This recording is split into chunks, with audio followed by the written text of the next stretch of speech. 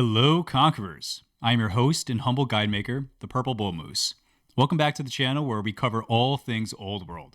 I'll be doing my best to give you all the tools necessary to take on the best 4X strategy game of the last decade at its highest difficulty. Please help support the channel so we can spread the good word about this criminally underrated game.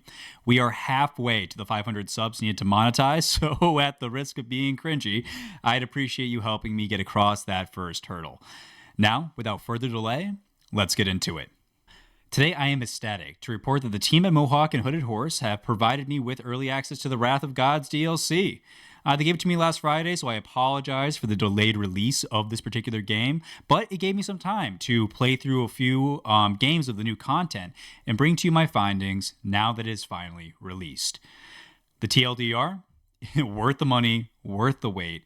Could do with some fine-tuning to really make those disasters sing strategically, but has provided what is probably my new favorite nation, Aksum.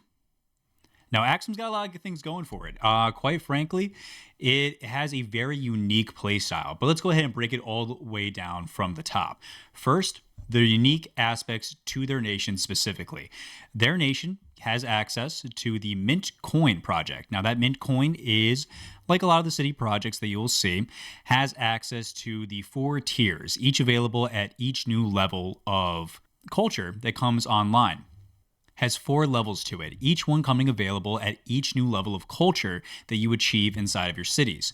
So, obviously, Mint Coin 1, 2, 3, and 4 all increase in power, starting at 1 gold per population plus 5 legitimacy, 2 gold per population plus 10, 3 plus 20, 4 plus 40. Now, this really goes to show that this nation in particular really benefits from going tall.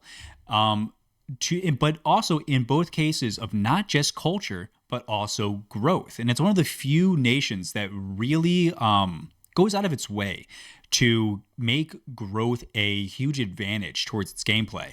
So having that 1 gold per turn, fine. But I do believe that they stack. So when you get up to full 4 gold per turn for the population, that's a lot of gold being generated. And that's a lot of flat gold being generated. So that means if you have a high disciplined governor or markets available inside of your cities or inside of a trader city, then that massive bonus is going to ramp up even further. So being able to pump out a whole bunch of growth inside of your capital as Aksum is very important. And that's great because in the early game, going for heavy growth is super important. And plus, because they start off with access to the administration tech, that gives you immediate access to granaries. So they can really start that snowball of growth earlier than any other nation. And it takes that to another extent because you want to get that out to get out your early settlers, your scouts, your militia, your workers. So it's certainly a very powerful add-on to the early game that gets pushed further in the late game. So a very, very interesting way to play. Additionally, they get access to the carved ivory. Now, there is many ways to get carved ivory. It comes from events. It comes from certain wonders. But you get it at every time you have an elephant in a city, which is huge. I don't believe you even have to get access to the trappers. I think as soon as you just have elephants set up with a camp on it, you just get access to the carved ivory, which is massive. It's just basically another way for you to further boost your tall game early. I mean, you can trade away that ivory to another nation to protect yourself diplomatically, over to one of your families to keep yourself on your domestic politics, on a nice little tight game. But you can also just give it directly to your cities, which means you can boost the culture inside of those cities and also reduce the discontent, but mostly boost the culture to further get that early snowball going. So again, just really, really good job of starting the snowball for tall early and rolling with that all the way through. The next thing to bring up, and why it's also really important to get that early culture rolling, is the steel. Now, the steel is very unique. The steel is an urban improvement that is only awarded upon the death of your leader. In fact, I think it's the only thing in the game that actually corresponds to that particular event. And they are very powerful. The steel will provide you with a choice upon the death of your leader to place it down in one city particular. If you put it in a champion city, it's a boost to training. Patrons, a boost to civics, clerics, science, traders, gold. So all that leading into their main strength and boosting that up to the furthest amount. Now, it is a percentage. So the champion seat isn't going to get an extra 50% out of that. But getting an extra set of 10% training is very good. And it doesn't stop there. The steel itself has access to the grand steel, which is going to give you to 25%, or the legendary steel, which is going to give you up to 50% boost. Now that goes across the board. That's 50% civics, science, or gold, depending on which city that you drop it into. And you can, if you went with the brutal lifestyle and you end up with a lot of deaths on your kings and queens, then you can certainly end up with a lot of steals. But even just having 2 or 3 of each one in the rankings, it is so much potential gains that you can be getting your hands on. So it really depends on what kind of playstyle you're going for. Now, if you read the guides that I have, and again, check in the link. It's in every single video. But if you've read my guides, you know a bit of a warmonger. So you'll probably be seeing me plump a whole bunch of the steals over into the champion seats. But there is certainly a argument to be made that patrons with a civics boost is definitely worth it. Science as well is always good. Traders, I'm not super keen on. There's a lot of ways to get gold in this game. But to get access to just even deeper yields from these 3, it's hard to turn down. So let's go ahead and jump into what their available families are. They have the Champions family, as we've gone over.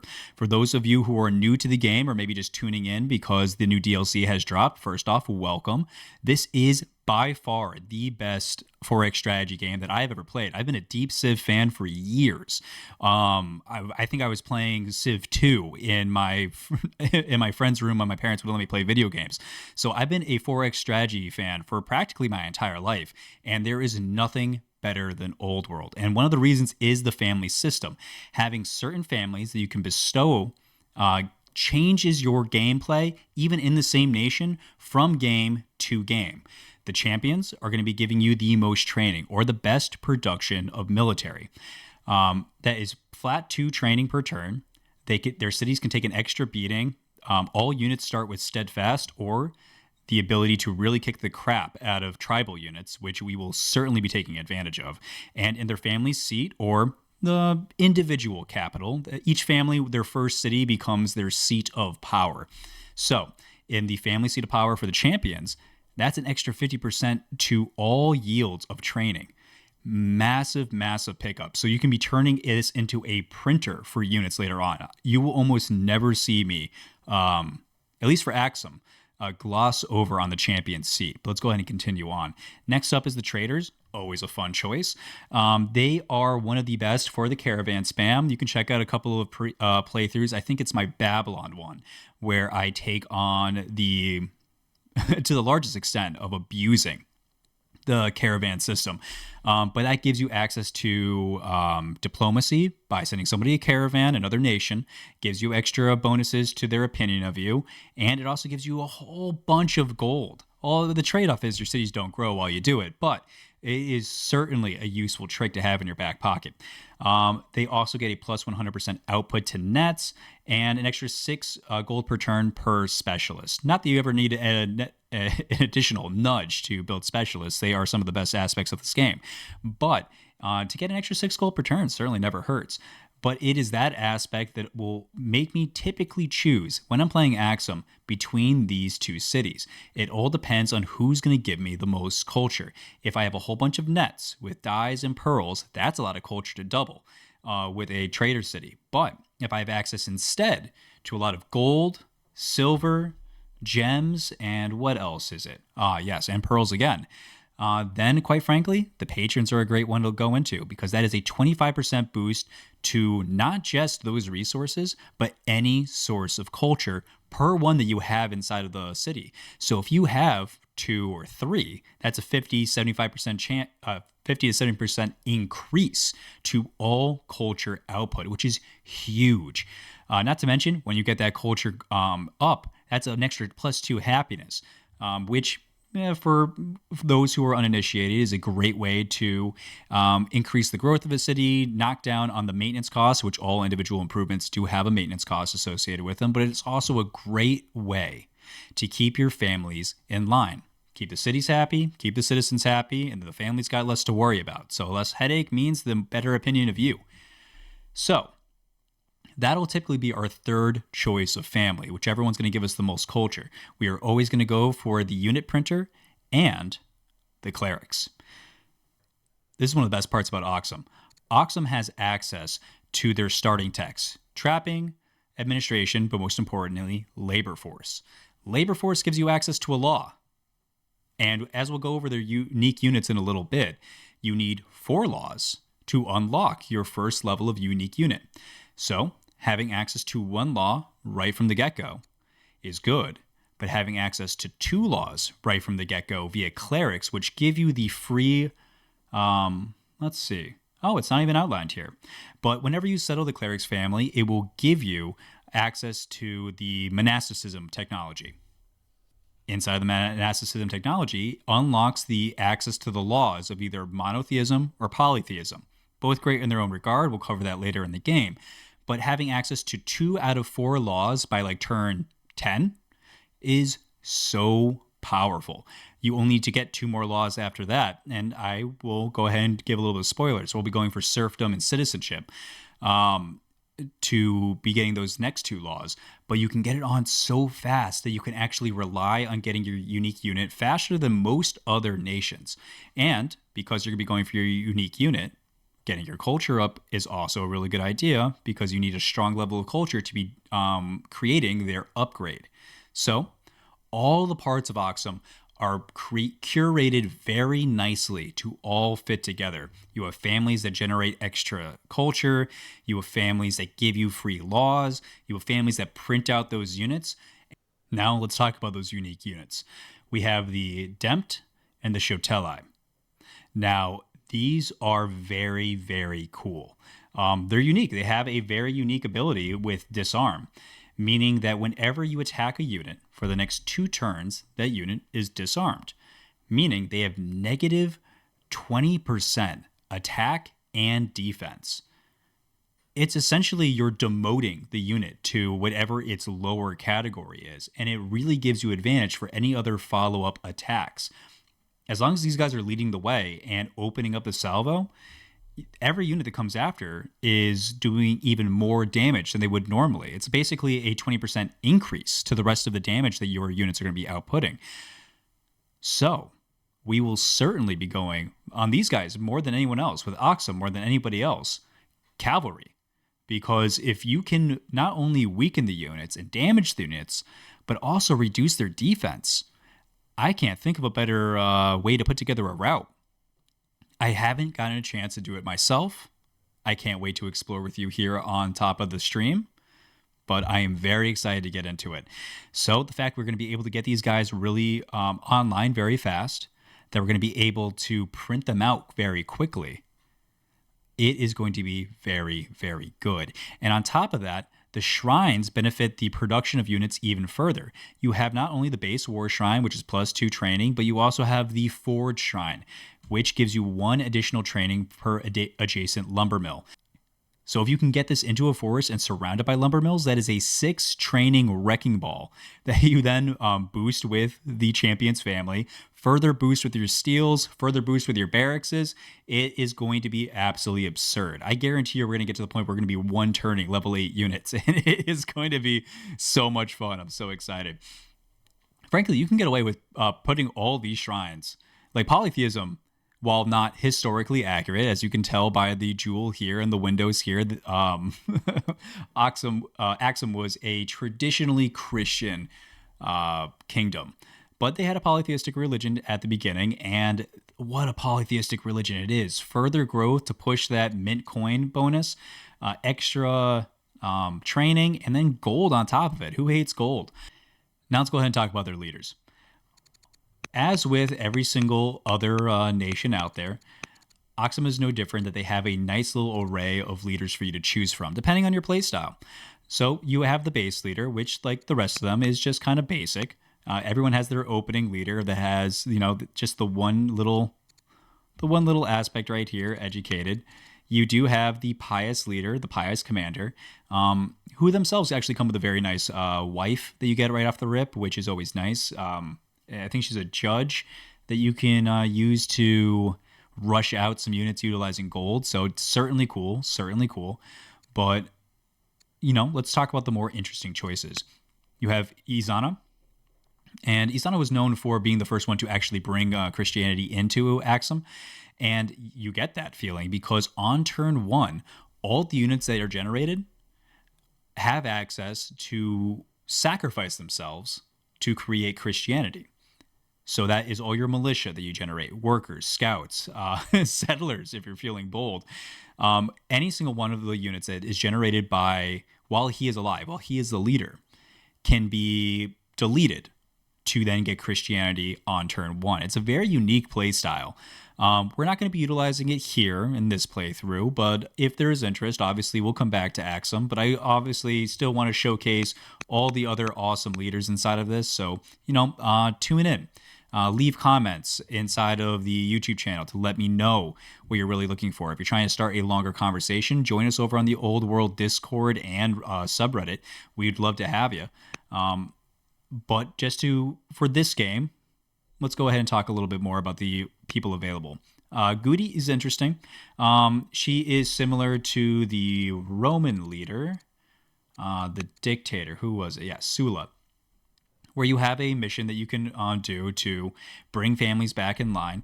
I thought it would be a little bit too familiar, but it plays, interestingly enough. Not to mention she's a hero, not a schemer. So it is a very different play style. But she's also who will not be playing because I would not choose anybody else over these two. These guys are the most enjoyable. Makeda is, with her lead delegation mission, unique to her, is so cool. You roll the dice, you spend some cash, and you get access to either more science, civics, or cash back. And all it costs you is giving them a little bit in exchange. They get a little science, you get a lot of science. They get a little civics, you get a lot of civics. And it's so fun. It's too bad you can't steer it, but beggars can't be choosers. But to be able to utilize this and also increase opinion from the other nations at the same time, it has a huge reward behind it. So certainly a very fun play style. Always fun to play as a diplomat. Get an early alliance to protect yourself is always very fun. But we'll be playing as Gadarat, who is the most fun. Gadarat is a warlike tactician, which is phenomenal, but is the subjugator feat that makes him really stand out in my eyes. Every single tribal site cleared, you get a mercenary worker. So going out there and taking over those first 6 sites, that's 5 workers. That's 5 workers free. So not only do you get to go wide, but you don't sacrifice in any way your economy. And it just leans further into all these things we want to build, all these shrines we want to build, the granaries, the Odeons and the other buildings that I'll certainly be talking to you about strategy-wise. But before we get too lost in the sauce, because we've already been talking about these guys for a while, gushing about these guys for a while, let's go ahead and hop into the game so I can really show you what he's all about. So we're going to be going with our classics. We're playing at the highest difficulty level. Always want to be fragile. Preset leaders, calamities. I'm going to raise them up to common. We do have a new DLC. We do want to be talking about all the new disasters that are coming through because, my lord, guys, this new DLC is just packed. I was initially worried that the disasters were going to be a little bit too RNG-y to be fun. But that is not the case. They don't stick around for too long. They don't impede you too heavily. And quite frankly, you can see some of them as investments. If you take care of your people and you protect them from the floods, the hurricanes that are coming on through, sometimes they pay you back. Sometimes they pay you back tenfold. So it's really, really nice to be able to play through that as a leader. Are you going to neglect the masses and suffer the consequences? Short-term gains versus long-term investments. Can you afford it? That kind of stuff. So I'm going to play it as common. I don't want it to be too spastic, so I'm not going to do very common, but common, just so we at least get a chance to see all of the disasters happen in this playthrough. We like to kick the crap out of ourselves, so raging is going to be on 5 opponents for a large map, typically for 6 people plus myself. Competitive AI, moderate advantage and advance is the default for playing on the great, and of course we're turning on ruthless AI because if you get close to winning, having the entire world turn against you is only fun. Nope, not that. Morality is standard. Although if you're playing with Aksum, going realistic with nasty, brutish, and short lives only is going to get you more steals. So I'm not going to take advantage of that. I'm not going to give myself any handicaps. Standard will be fine. Moderate event level. The rest of this looks good. Playing on a continent, large map. Yeah, I'm pretty happy with that. All of that looks good. So let's go ahead and start the game. Okay. Aksum in the Old World. You are Gadarat, the Subjugator, ready to expand your mighty kingdom. The reach of Aksum must be broadened. Those who do not bend to your rule must be broken. The nation may be a mere city-state today, but is bound for greatness. Okay, let's go ahead and take a peek. Let's see what we got. A bit of an interesting start. So for the uninitiated, let's go ahead and talk about exactly what you're looking for when you're starting out a new game. First and foremost, one of the best parts about the UI is that it gives you an idea of where the mountains in the distance are. Makes sense. I mean, if you're anywhere, if you've been to Colorado, for everybody here in the States, then when you look out into the distance, you can tell where the mountain ranges are going to be. You can't see clearly. You can't always tell where there's going to be a mountain pass that you're able to sneak through. But for the most part, you can see where the shield wall is going to be. And that's exactly what mountains are. They are natural borders of your empire. These walls mean that no raiders, no other nations can attack us through them. So we want to be expanding out to them where and when we can. And that's just one factor of it. The other factor behind expanding out to the mountains is going to give us access to more stone, which is going to be absolutely necessary to build up to the level of tall cities that we're looking to play through. That's the name of the game here, guys. We are going to be going tall warfare. We've already played tall peace. We've already played wide warfare. So I want to show you what happens when we take extra time to really build our tools of destruction and level out our neighbors. So the idea here is going straight for scholarship, picking up navigation and drama along the way. Here's the idea behind it. As Aksum, we want to get 4 laws. Now, we're going to be settling at least one of our cities as a cleric city, so we're going to be picking up monasticism immediately. We already have access to labor force, so that's done. That's in the bag. And a weird thing is that we actually don't need ironworking to get up to scholarship. We kind of just got to leapfrog right on over it by having the little shortcut right here, access to labor force. So we don't have to research ironworking until we get to the point where if maybe we want to fill out our seats or if we really need to get access to pastures. But for the right now, you kind of get to ignore this 80 science input, which early game is 10 turns minimum. So we are going to be ignoring ironworking. We are going to be beelining it to getting our 1-2 laws right here, because that lets us build up directly into scholarship, which is going to give us access to libraries, academies, and universities, and super ramp our science as early as possible. That's the dream. That's the dream. But to do that, we also need culture. Culture can be easily garnished by grabbing drama with the Odeons and all the other culture buildings, and also through divination, which will be another little short stopgap for us along the way.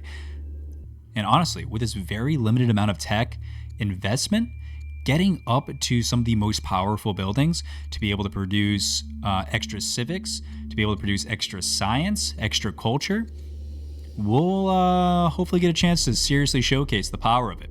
We'll also want to grab military drill along the way because getting our barracks up is going to be important. We are going to be pumping out our units as soon as we have 4, but this is the main goal. Get up to scholarship. Everything else is just on the way. We're going to be starting with stone cutting because we're going to need access to quarries if we're going to be building all of these beautiful, beautiful buildings. So let's go ahead and get started.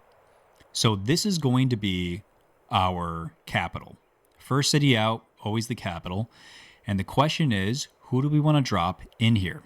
Your capital is typically going to be your first city to a strong level of culture, or in other words, the first city able to pump out your 8-level unique unit. So I'm preferable, personally, to going for the champion city almost always. It's just very good, and the units that you spawn with, that first slinger, is going to have access to the steadfast promotion, which is very, very strong for the early game where we're going to be wanting to go around slaughtering tribes. The question really for me isn't whether or not I'm going to go for the champions, is there any good reason not to? And the answer is not really. Like, this is a decent champion start. This 1 bit of gold would be nice to have in a patron seat, but 25% bonus culture in the capital, I don't think it's as good as having the steadfast promotion on the first unit, as good as having the champion city as your capital in general, as good as being able to marry into the champion family when that marriage option is presented, because it typically is presented by the first family you settle. So all of those things already in mind, yeah, I think we got to go champions. So when you're settling down any single capital, you want to be looking at this nice little outline. Depending on which of these urban tiles we settle, it'll increase or decrease our borders here and there. You can kind of want to game out the plan for your city. So it's nice that if I come down here to this spot, it grabs all these forests. So if I want to put that wrecking ball of a shrine down early and not have to expand my borders out to it, I can drop one right here and have access to a whole bunch of the wooded forest immediately. Now, granted, that's not on our immediate tech path, but it's not too far off. We'll pick up Polis if it's convenient. But getting up to lumber mills isn't going to be too far out of the way, especially if we have access to our library buildings. So not worried about that at all. So this is an interesting spot. This gets us more access to foodstuffs by just utilizing more of this riverbed. This doesn't really do much of anything. Okay, yeah, committed to coming down here.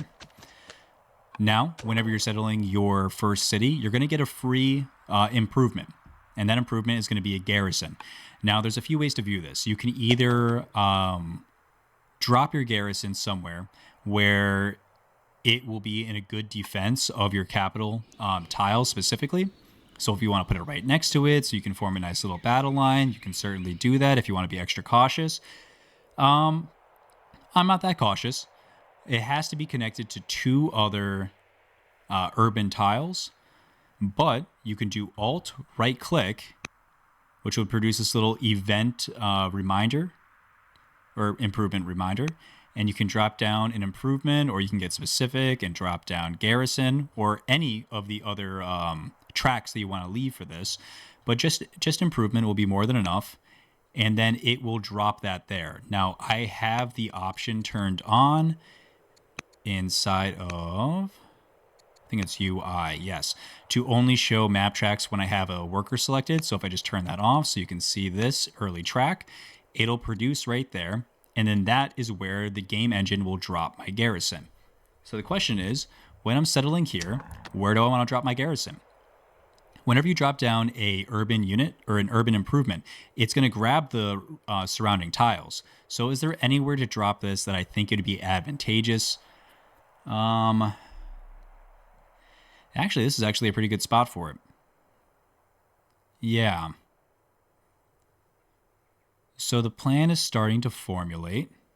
Here will be the woods for my shrine. We'll use this area out here with these riverbeds on this crappy arid area for the hamlets and Odeons. We will probably weave in our science buildings here so they can be adjacent to resources, which gives you extra science. Maybe drop one here and here and here just to get the full 3. Yeah, that looks good. We'll probably come up here to the north. Maybe use this area around here for a granary and some farms. Maybe we'll put the farms next to the horses here. Yeah, a plan's beginning to formulate. But the garrison will stay here because this is a nice little flat hexagon for us to be putting down all of our military production buildings. Barracks, ranges, strongholds, citadels, garrisons. Yeah, I think that's the game plan. Okay, let's go ahead and settle. Drop the champion city.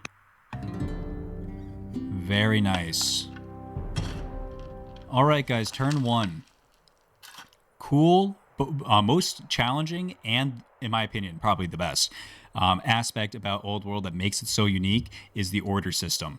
You don't get to do everything, guys. It's not like Civilization where you get to move every single one of your billion workers that you built.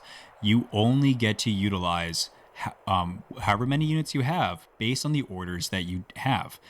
That you get more orders from events, you get more orders from buildings, laws, etc. You also get more orders from legitimacy. So the better off you are in a 1 to 10 ratio, it'll produce orders. So if your legitimacy is 14, we get 1.4. If your legitimacy is 400, that's 40 orders. So again, that brings us back to mint coin with 40 legitimacy that it produces at the legendary level. That's a lot. That is 4 orders per turn, not to mention 40 family opinions. So certainly something that's very good. But with the orders that we have, what do we want to prioritize?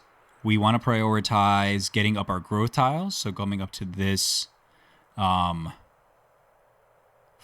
here is probably a pretty good idea. But it's a long way away, using a lot of ores to get there. Plus we don't have any wood immediately, so we'll have to chop. So that would be the only thing we get to do on turn 1. And frankly, we have bigger fish to fry. We have a ancient ruin here and here, so our scout has to go and pick up all of those. And we have 2 immediate neighboring barbarian sites, which is great news, phenomenal news, really. So I want to make sure that I am getting over to these sites immediately. But before I go ahead and start with the slaughter, which one do I want to go to first? This one's closer to, some mountains, so we'll be able to get those quarries down more effectively. This one's also not far away from mountains either. But we don't really know what either of these city sites really have to offer, unfortunately. I think I'm going to drop a cleric site in here. It has double growth, and that's good because clerics are really good at pumping out disciples later on, which are a growth-based unit. Based off where the mountains are, it's likely that this site and this site are the most well protected. And because this site will probably be expanding out down this way, out past this lake, might be best to put the second champion seat here, so that way the military is closer to the front lines. Yeah. Okay, so we'll go here last. Settle here for clerics, settle here for probably patrons. Yeah, that sounds right. Okay, well, let's go ahead and start the slaughter. Let's move in closer, and let's strap a... Ooh, we got a lot of good generals. 2 nice heroes, but I'm going to strap the king himself here. Our king is a tactician leader, meaning that they stun units that they hit. So he can basically go around, not take any damage when it's 1v1, and really do a good job of cleaning up these early sites very effectively. Next, I'm going to come over here. I'm going to double chop, so that way I get all the wood I need and don't have to waste time coming back. And we're going to scoot over here first thing next turn. I don't think we have any good candidates for governor. In fact, we don't have any candidates for governor outside of ourselves, and I want to go on the warpath because that's a great way to level up your leader. You get plus 10 for every attack you do. You get plus 20 for every kill you clock in. So we definitely want to make sure that we're leveling up our leader to get some awesome stats as early as possible.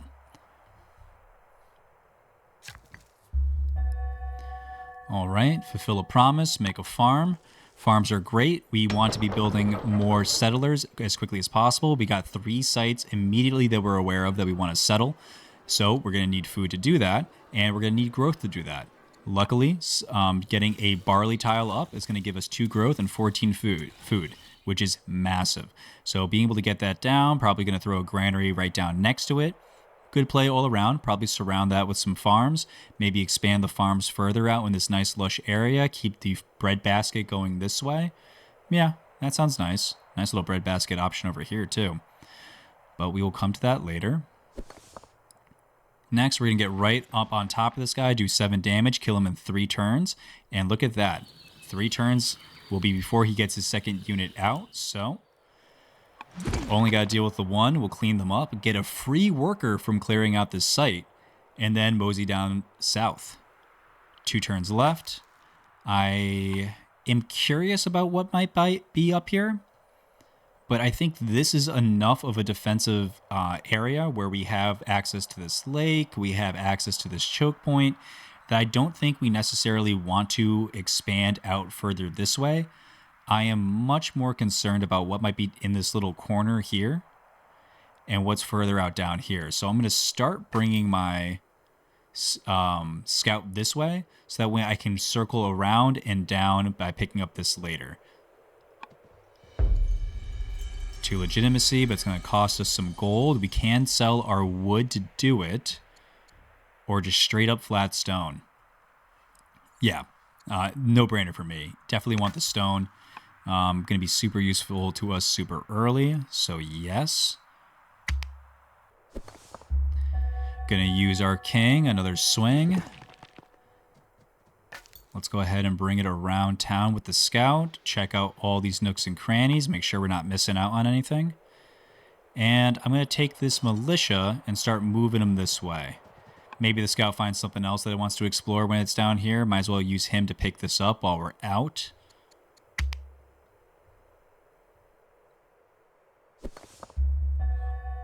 Final swing, final kill with our leader. Picked him up and get a free worker out of the deal. Not too shabby.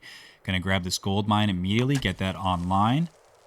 Boost the economy a little bit further and keep it running with our scout. When you're moving with your scout, you want to end up on hills. It increases your visibility range. So it's just a nice little extra way to maximize that. And speaking of maximized, we have a nice little horse tribe down here.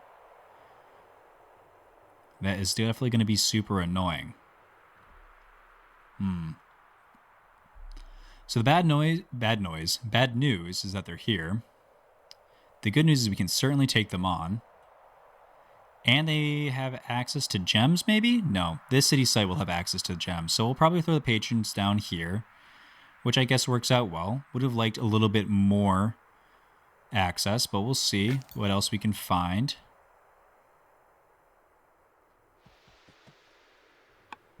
War Ambassador. Yeah, we're going to kill these guys. Yeah, the Warlike Subjugator. King Gadarat. Gadarat with a gat. Let's go. Okay. That's enough of this turn. How impious. Okay. Well, there's certainly a threat. So we can definitely come down that way. But always keep in mind that when you are leaving a site open, it will respawn a unit. 10 turns. We need to either claim the site for ourselves, or if somebody else's little scout sneaks in through this mountain wall pass or down this little corridor, they can also grab it for themselves, which would really suck. Not going to worry about it in this turn right here. Going to grab the granary that I think is going to be excellent for our overall early game. But I'll probably swing this militia down to babysit this spot. The thing is that I'm not really impressed by this city. It has access to some stone, but that just makes it a really good rural city. Has a whole bunch of mines, has a whole bunch of stone. It doesn't really scream seat of power to me. Whereas dropping right here on this tile to grab this gems and hopefully some more gems might be a better seat for the patrons. We'll go ahead and send the settler out this way to grab this awesome cleric seat. But we will probably see what happens after this war to see if we want to continue down this way. We are not using a stun here, which might be a mistake. Yeah, a stun would have been nice. Is it worth delaying our granary a turn? I think it is. Yeah. Sorry, worker. But we want to make sure the war goes well. 7 damage. He'll die in 3 turns. Okay.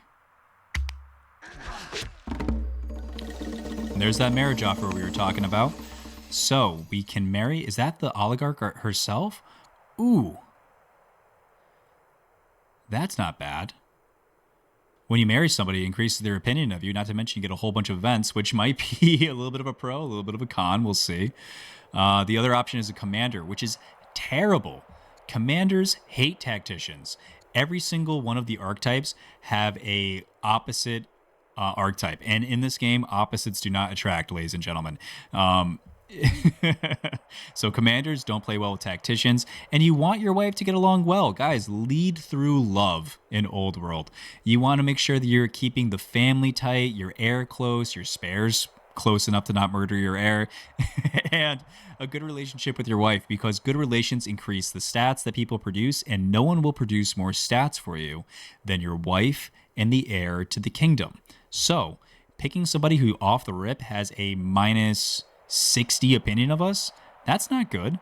So let's marry the oligarch, boost the family opinion, and not have a crappy wife. She's not the best. Impious, she's going to lose us, what would that be, 12.5% of our civic production. But, yeah, I'm okay with it. I'm okay with it. We'll recoup those losses. Very nice. Very cool. All right. Have a settler, move a settler. Got to do that. Take care of our units. Throw out a stun. All right. I want you to move closer. You can't get there this turn, so no point in getting just a little bit closer than closer. So I will save that one order to build this granary here. And now we are... Oh, actually, we're not completely idle. Yes, we could sell our stone to potentially buy some more food. It's going to take 400 gold to get there. This only sells for 2.5, so let's see. 2.1. Ooh, it does get us there.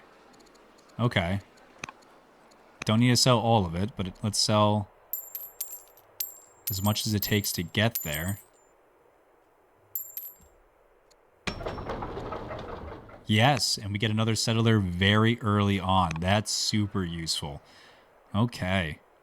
Now, as long as we don't see a scout beeline it around this corner to grab this site, I think this is a very powerful start, guys.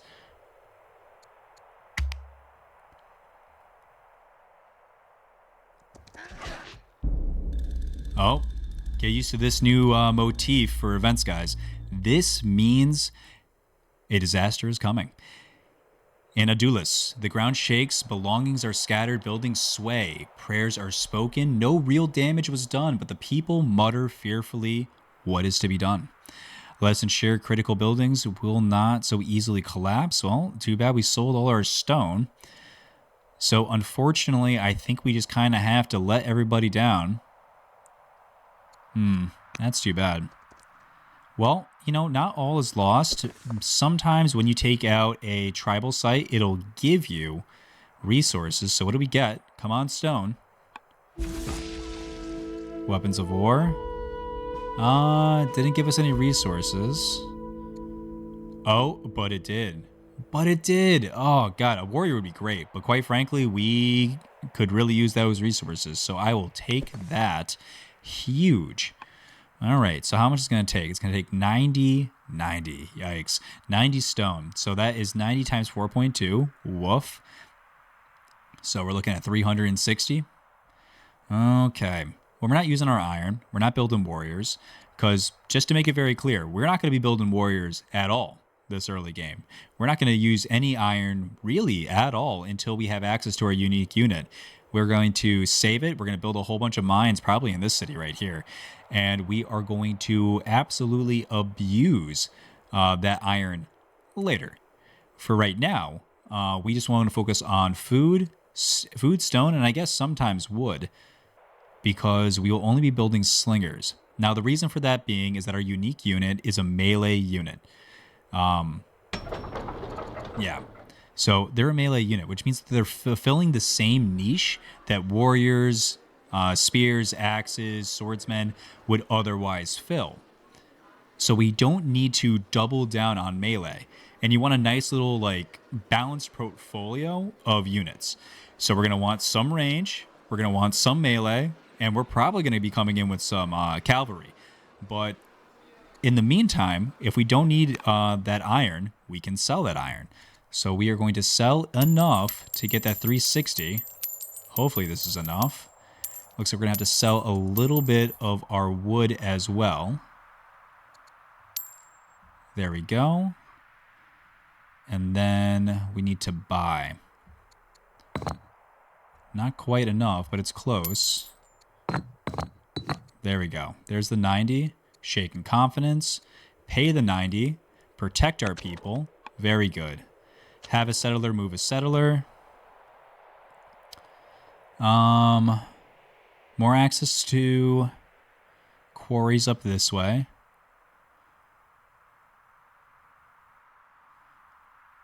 Mines this way, but we'll have another mine city, so I'm not worried about mines as much. I would like to expand down this way to grab this as well, but that doesn't really seem to be much of an option. So it's here or here.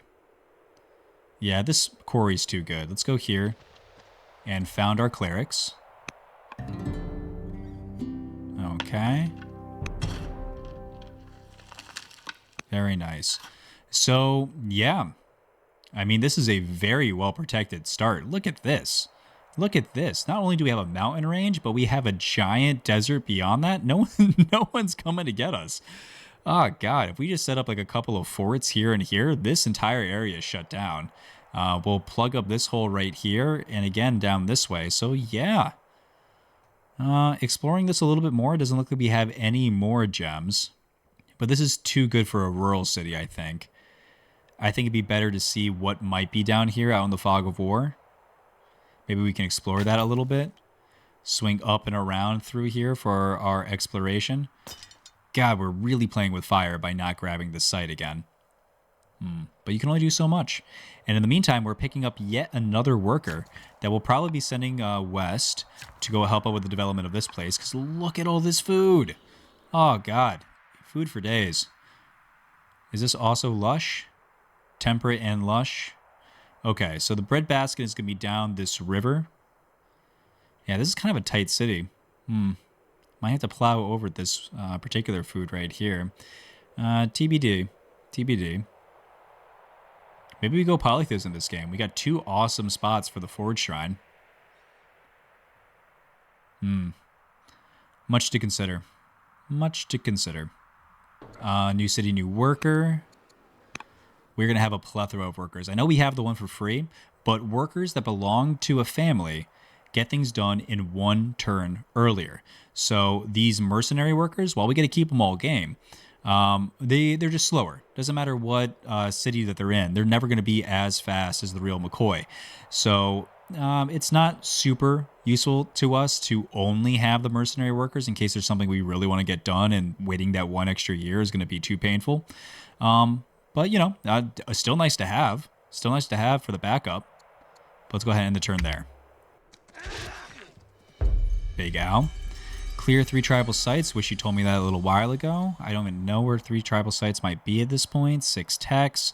No, we got plenty of farms to build. So let's go ahead and grab that ambition. Easy one for us to scoop up. All right. Sick of playing with fire. I want to nab this. Have this militia babysit it. Ooh, good options. Fierce is good against infantry, which we know we're going to be against here. Not going to help us against this horse or any other Scythians? Yeah, any other Scythians that might be here in the fog of war. Nice tight choke point. Good to know. Good to know. Highlander. No, our lands are pretty flat. So that leaves Besieger. So yeah, let's go Besieger. Let's take people out inside of their urban tiles and really do some damage. So this guy is going to be no contest. 7 damage a turn. Easy enough. Let's move you here. Yeah, we got plenty of wood. I'm even going to buy an order just to get this farm down 1 turn earlier. We'll drop another farm here. Another farm here and here. Maybe here. Okay, those are our 6 farms. Easy enough. End the turn there. Legacy is secured, baby. All right. Prince Baby. I don't like making my kids a junior. Oh, good old King with Zeb. Adaraz. I like Adaraz. Adaraz? I want to make everything. I want to make everything Hispanic. I always roll my R's. Adaraz. Yeah, why not? I like it. It's got a little zest. Smack right there. Ooh, upgrade on the King. Shield Bearer is good against ranged units, which means it's really good against tribal. Horsebane, meh. We don't know that there's more Scythians. There's probably more Scythians, but we don't know. Eloquent is good. Yeah, Eloquent makes up for the lack of civics we just lost here. I'll grab Eloquent. I think Eloquent's also included in Charming. Yes. So you can always find out, like, these are just really good things to have. And this is a deep dive. I apologize if you're new to the game because there's a lot, there's a lot to spook you off. But that's because this game goes so deep. And every single trait that you can pick up is included in other subsets of traits. So those are things that will be unlocked inside of the event system. So things like Charming come up a lot. 7 Virtues come up a lot. Charming is any diplomats, any people that are commenting, affable, eloquent, or witty. For 7 Virtues, that is going to be all the governor traits that increase with culture level. So affable is culture level for growth, eloquent for civics, warlike for training, inspiring for culture, science, money, happiness, all very, very good. That's 7 Virtues. And both of those come up in events a lot. The more you play, the more you get used to knowing what you'll see. So having more strengths on your leader is actually going to be giving you more than just what the base stat says. So we're going to go with Eloquent here. Absolutely advocate for Charming. It comes up a lot. Okay, 5 orders left. We have another worker. Let's go up here. Grab me another farm. And let's keep on scouting. End up on a hill. Yeah, there's just more stuff in here.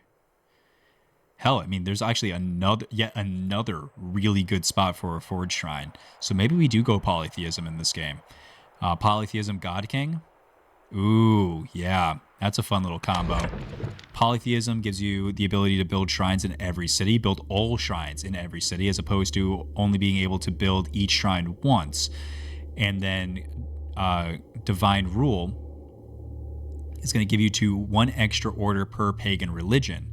And it lets you adopt the pagan religion as your state religion, which brings the religion even closer, gives you additional options for it. Now, pagan religions aren't as powerful as monotheistic religions. They just aren't. But for the early game, you know, there's something there.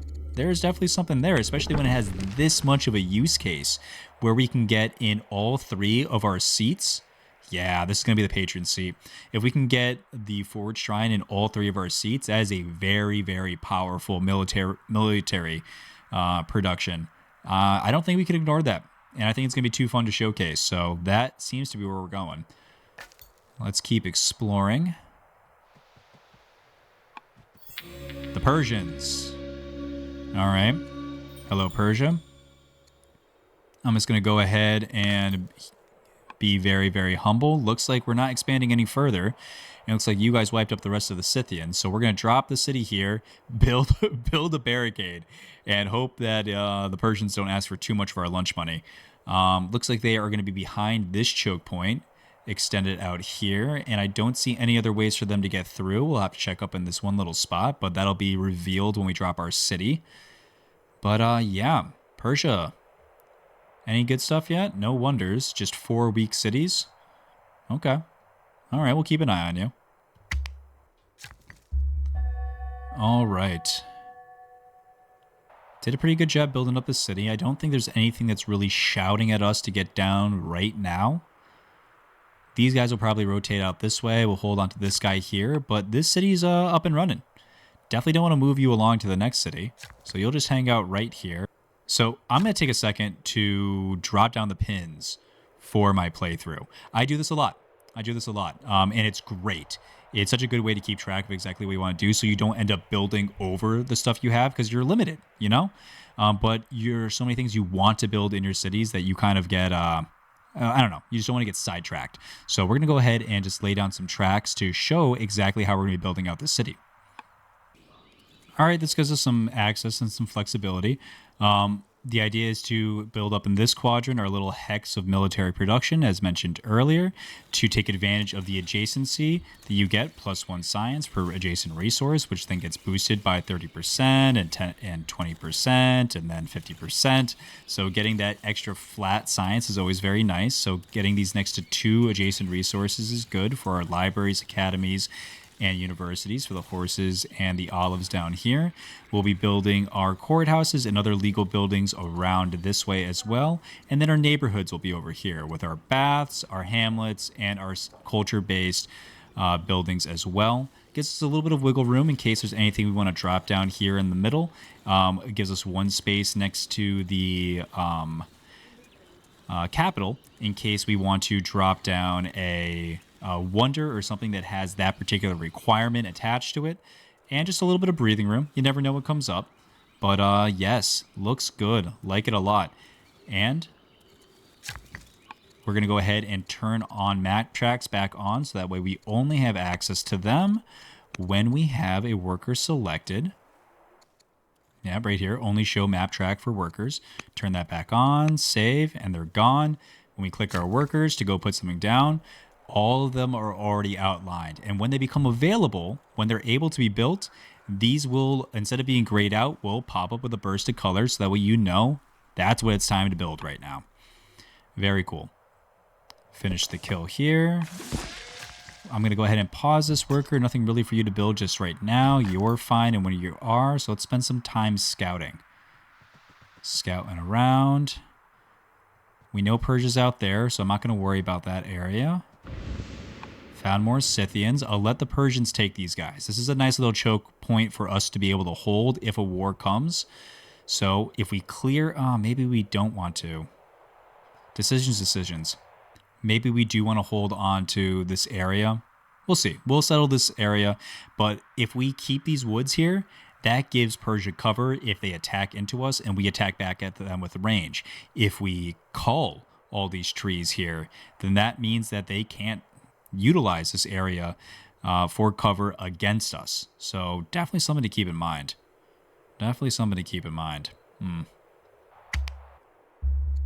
Stone cutting is up and running. Gracious and piss some people off. 4 extra orders, more extra legitimacy. Neighbors. Diplomats from Persia seek court's recognition. They claim that their ruler respects Aksum and humbly wishes to establish relations. How shall we respond? I do like the extra stats. That certainly helps. I don't need the orders, or at least I don't think I do. Unsolicited visitors will not be heard. Let's hold on to that for right now. Till the earth. Despite her noble position, the queen has always enjoyed gardening and growing food for the royal family. That's nice. Now she asks for a space for her own to attend. So for our hero wife, the shield bearer here wants to be a cultivator. Lady, that's not useful. Too expensive and piss her off? Neither. Neither is good. Because she's also the oligarch. Which means that's negative 40 opinion, not just for her, but for the whole family. But the family's tight with me. Yeah, I'm sorry, wifey. It's too expensive. I'm not dropping 240 on you. We got other stuff to worry about. Neighbors. Yeah, I'm going to take the stats. +2 from Gracious is very good. Gracious is also inside of Honorable, another thing that's very useful for events. So, yeah, we'll take Gracious. All right, a lot of good stuff to pick up, but Polis and Military Drill are secondary to getting our culture up. So we're going to go ahead and grab Drama. Ooh, I hope this is coming through on the video, but we got a nice little amount of rain. So that means something's coming. It could be a flood. It could be a hurricane. And yeah, I guess we'll have to keep our eyes open for that. Something's coming. So keep your eyes out for this stuff, guys. First off, it's new, it's cute, and I like the look of it a lot. It really makes the world feel, I don't know, like it has breath. So definitely going to hold on to that. Odeons are coming. We're going to want to get those dropped in sooner rather than later. 2 more turns on that settler. Yes, so decision time. I think it's best to move him out here because we know there's going to be a mountain pass right here. There's no mountains in the Fog of War. There's clearly a path right here. So we're going to rotate you this way. Rotate you back to hold this spot. We need 2 babysitters. Unfortunately, we are expanding a little bit too fast for our settler production to keep up with.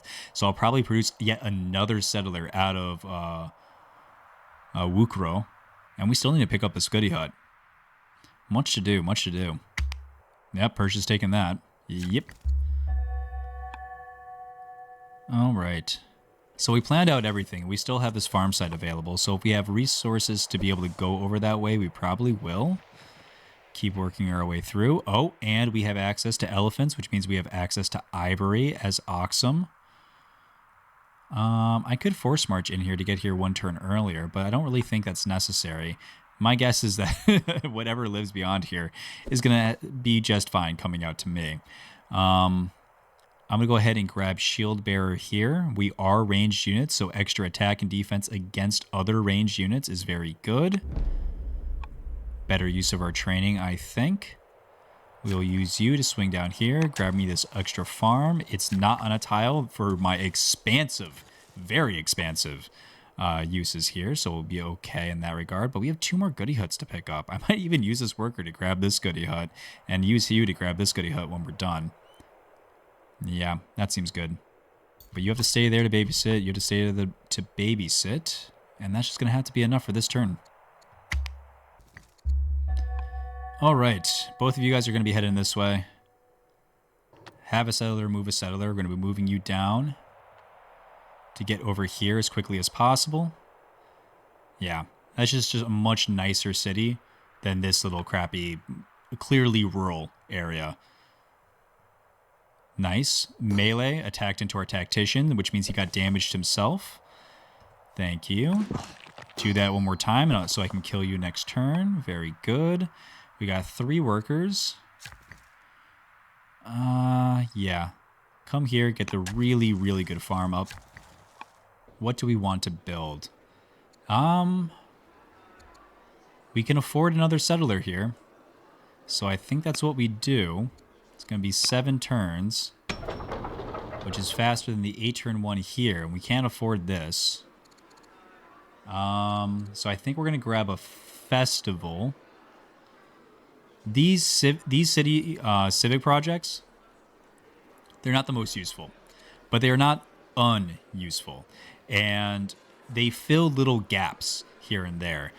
Council is one of my favorite things just to utilize. It gives you an extra 40% of your civics and your trading production, which floods into your overall stats here. So that would be what, a 15% increase, 16% increase of our overall civics production, so that's not bad. But this is going to get us, you know, one extra recurring culture a year inside of this no culture at all having place. And in 5 turns, we'll have enough food to not have to spend any gold on it. So yeah, actually, I think that makes sense. Let's do that. And in 5 turns, we'll build yet another settler out of you and probably use that settler to come this way and this settler to come this way. And at that point, we'll have 1, 2, 3, 4, 5 cities. And there hopefully will be more yet to conquest. But we'll go ahead and see that in the next turn. Ooh, yes, good. Double melee. Oh, interesting. Trade with Persia. We have a lot of food. We could definitely trade it to them. We like gold. I am honorable. Yep, so see? Picking up gracious for access to honorable. You know, right there, immediately useful. Peace. Okay. Gives me plus 40 opinion with King Darius on top of what the trade deal would already do. Okay. Hard to turn that down. I don't need to be proud. So yeah. Yeah, we take the peace. Immediate peace with our only neighbor. Oh, God. Persia, maybe we're best friends. I don't know. We'll see. We have nice tight borders in case relations fall apart. So a good thing to know is that they can't kill themselves on you. So if we attack this person, he'll be stunned, so he can't attack me back. Yeah, so I think we poke here. Let him attack into us, so that way we can one kill him next turn, and then kill him the turn after. Either way we want to do this, the outcome is the same. So we'll be able to kill 1 a turn for the next 2 turns. And then we'll have to deal with yet another one who will come out. We'll be able to deal with them just fine. Oh, man. Good luck, Kingy. You got a lot of Rock'em Sock'em robots to deal with right now. Have a settler move a settler. We can even force march just to get the city down right now. No, not enough. After you force march, each movement takes twice as many orders. So just going to have to hold off for 1 more turn. 1 more turn. Let's swing you over this way. Can't do anything this turn, but next turn you can start working on our final farm. Very cool. End the year there. Hanging Gardens by Haiti. We don't know where you are, but when you finish it, we will. I'm going to... Ooh. Okay. Yeah, I'm not afraid of Persia expanding all the way here to grab this from me. It's only, you know, what, 20 food? No, not even 20 food. It's 10 food. So not a huge thing. And I'd much rather get up these gems early because this will be a patron seat, and that's 25% boost to our culture output. So that is huge. Grab that, lay this down here, and that is our 3 seats. Caleb joins the court, a power-hungry minister. Whenever you found a patron city, they give you a free minister. I wish he wasn't power-hungry. But you know, stats are stats. When people sit on your court, they're going to give you, based off their stats, some stats. And that's a whole bunch of civics production for us. That is basically a third of our overall civic production and a good chunk of gold. So happy to have you, Caleb. Happy to have you. Calm emissary. Truce or fight? Truce or fight? I don't think you can get to me. I think you would have to go through Persia to get to me. So you can just be... Yeah, so screw you. Give me the legitimacy. I ain't afraid. I ain't scared. Grab a farm here. Okie doke. Kill you this turn. You poke me this turn. Run a little bit low on health here, King. Drama's in 9 turns. We'll get building our Odeons immediately when we have access to it. Go ahead and grab a worker here in the patron seat. 2 orders left. Let's go ahead and swing around and pick up this goody hut. Our king's going to be busy for a little bit of a minute, so we'll grab this one, and then we'll explore out and around here in the south. But I think we're going to end it there, guys. I know we're only 15 turns in, but we did a lot of talking about Aksum at the very beginning of the episode. Thank you for watching. For anybody new to the channel, Obviously the classics, like, comment, and subscribe, but most importantly, comment. Even if you don't subscribe, even if you don't like the video, my goal with these series is just to give as much information as I can about this game. So if you have a question, ask the question. I answer all of them inside the comment section. And if I don't answer it clearly enough, I will go even further than that. And at the end of every single playthrough, I will be doing a Q&A to go over all of your questions audio visually. I'm really enjoying making these videos, guys, so I appreciate all the support the channel has been getting. Buy the DLC. It's $10 US. Support one of the greatest, I don't even know if I want to call this an indie game, but just one of the greatest 4X games that I have ever played. It is by far my favorite, enough for me to write all the guides that you can find in the link in the video, as well as actually take the time to embarrass myself by recording myself playing a video game as an adult. Well, anyways, guys, that's it for this one. I'll see you in the next one. And until the next time, happy conquering.